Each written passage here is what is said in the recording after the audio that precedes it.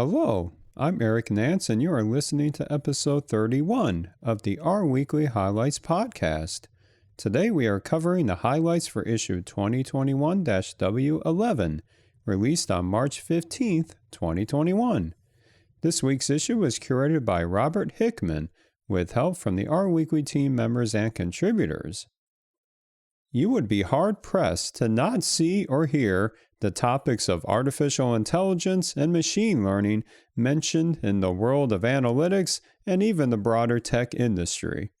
As discussed in the excellent Deep Learning with R book authored by Francois Chollet and J.J. Allaire, the realms of AI and ML are certainly not brand new, but the rapid advancements in computing power now enable researchers, practitioners, and many more to utilize these methodologies in complex problems such as image classification, speech recognition, self-driving automobiles, and more. Within statistics and data science, the combination of Keras and TensorFlow within Python powers a large portion of these complex analyses, and thanks to the Reticulate package, our users are able to utilize these frameworks as the engines to power their AI ML workflows. For some users and organizations, the idea of synergizing both Python and R for analytics is straightforward. However, some desire the ability to perform deep learning without the dependency on a separate analytics package. Enter Torch, the R package released last year by RStudio, that offers the same benefits as PyTorch within Python, but is built upon the C++ libtorch library, meaning no Python environment is required.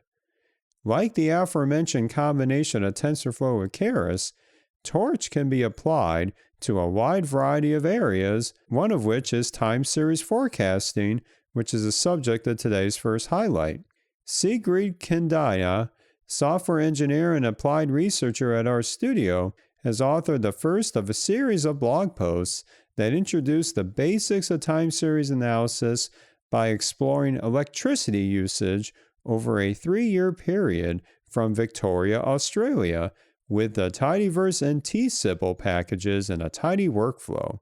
Having a basic understanding of the existing data with exploratory data analysis techniques is crucial to setting up one for success before embarking on a deep learning analysis. Sigrid then introduces code to derive the training and test datasets with certain parameter tweaks using the torch functions, such as a sampling fraction and sequence length, and then constructs the recurrent neural network, or RNN, to predict electricity consumption for January of 2014, which demonstrated prevalent circadian and weekly seasonalities,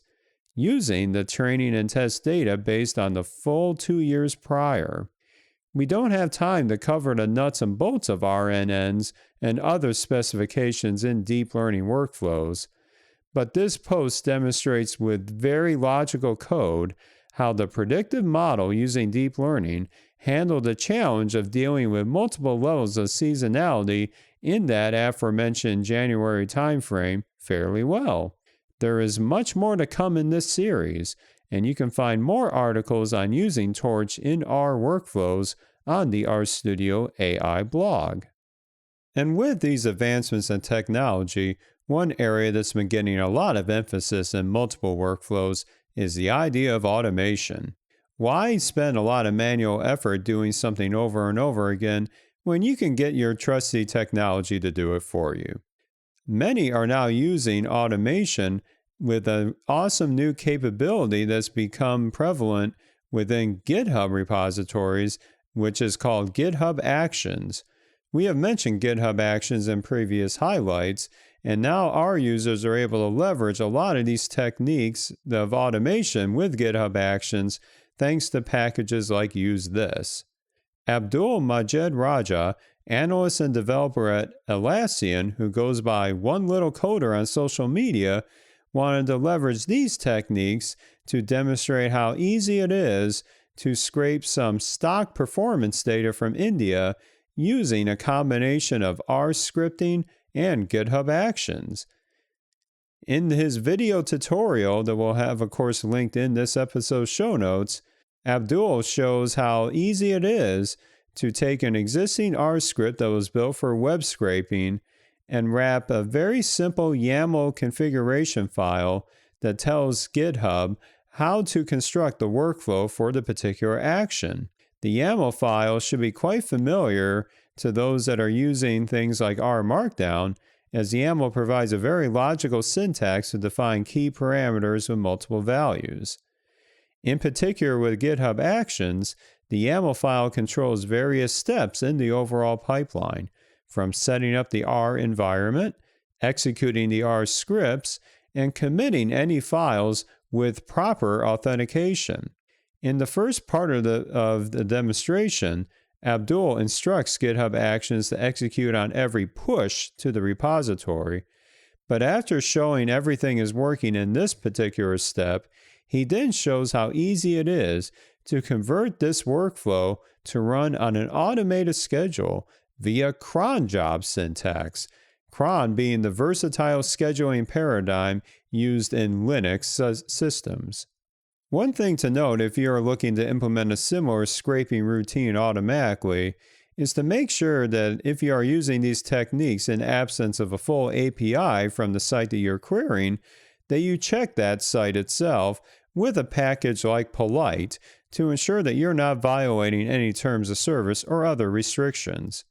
In any event, it is great to see more users in the community sharing their knowledge and how to implement these kind of techniques with video tutorials. As someone who produces video himself lately, it's always great to see others in this space, and we'll have a link to Abdul's YouTube channel in the supplements section of this episode's show notes.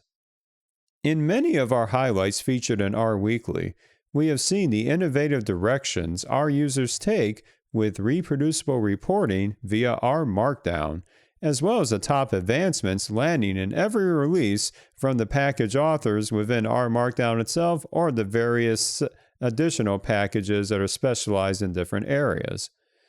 What can be glossed over is the fact that the knitter package, iamYannC's reimagining of the built-in S-Weave engine within R for literate programming, is the foundation that enables R Markdown and many other packages in this space to exist.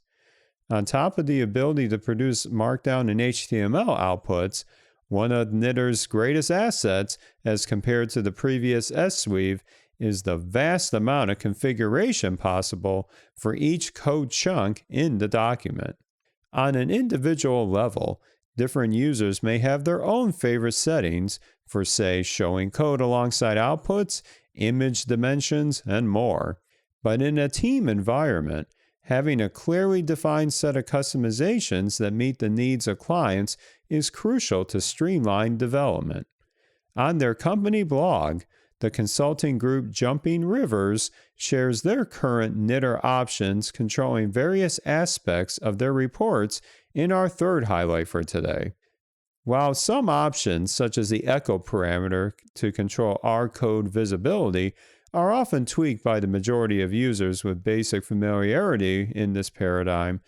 the post details their recommended graphics options as well, such as figure dimensions and dots per inch or DPI.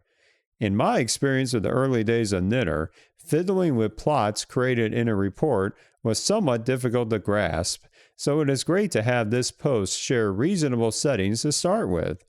Another interesting technique is the concept of hooks, which instruct Knitter to run additional processing after a result is created, such as optimizing a figure's PNG file. The post concludes by showing how these settings can be defined easily in a setup chunk at the beginning of a document,